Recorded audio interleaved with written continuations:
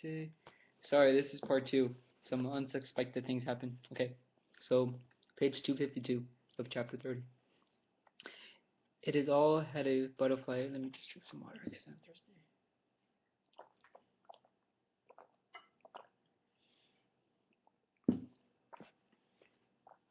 It all had a butterfly, a yellow butterfly with dark specks like ink dots on its wings, not lit there.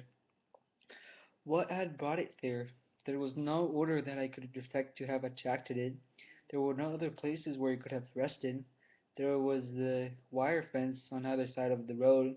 There were weeds along both ditches with strong fragrances. There were flowers just a short distances away in Pritchett's yard. So why did it lie on a hill of blue grass that offered it nothing? I watched it closely, the way it opened its wings and closed them, the way it opened its wings again, fluttered, closed its wings for a second or two, then opened them again and flew away. I watched it fly over the ditch and down into the quarter. I watched it until I could not see it any more. Yes, I told myself, it is finally over. I waited another few minutes for Henry Pritchett to come out, but he did not. I stood up and stretched and looked across the highway at the river, so tranquil, its water as blue as the sky. The willows near the edge of the water were just as still, and no breeze stirred the Spanish moss that hung from the cypress. I could hear the horn as the bus came around the big bend a mile away on its way to Bayonne. I looked towards Pritchett's house again, and I stared back down the quarter. I knew it was over, but I would wait until I heard from the courthouse. I looked back several times, but no Henry Pritchett. I was the only person in the road, just me, and my gray car parked farther down the quarter, in front of my aunt's house. It took me my time walking. I took my time walking and occasionally slapped my leg with the waistcoat. When I came up even with the church, I stopped out in the road and looked at Miss Emma's house again. The door was still shut. The curtain hung limp in the window. I wondered if she knew it was finally over.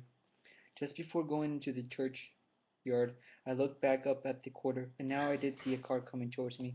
The driver drove slowly to keep down the dust.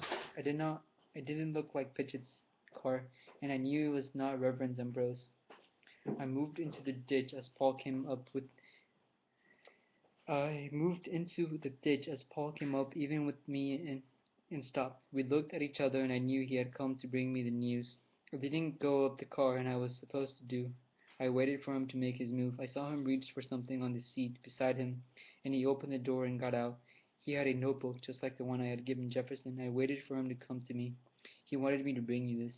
Paul looked directly at me, his gray blue eyes more intense than I had ever seen them before.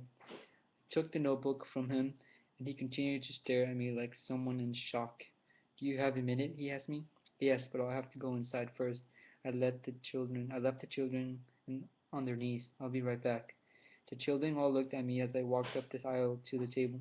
I told them to raise from their knees. When they had all sat down, some of them rubbing their knees before sitting, I told them I had to speak to someone, and I wanted them to remain quiet until I got back. I told them that Jefferson had sent a notebook to me, and I was going to leave it on the table, and later we would talk. I let Irene Cole in charge and went back outside. Paul and I started walking down the corridor. We were both quiet. I waited for him to begin.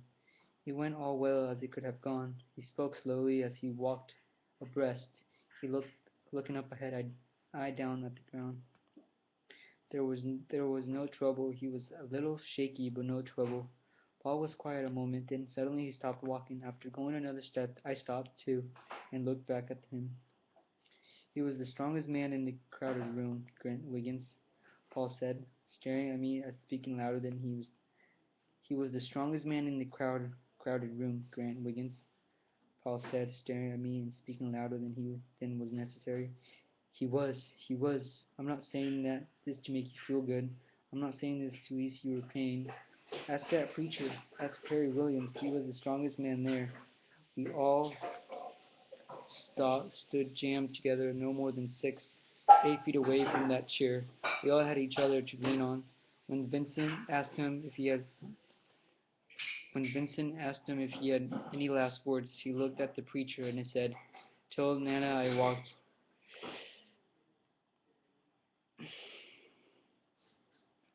We all had each other to lean on. When Vincent asked him if he had any last words, he looked at the preacher and said, "Tell Nana I walked in straight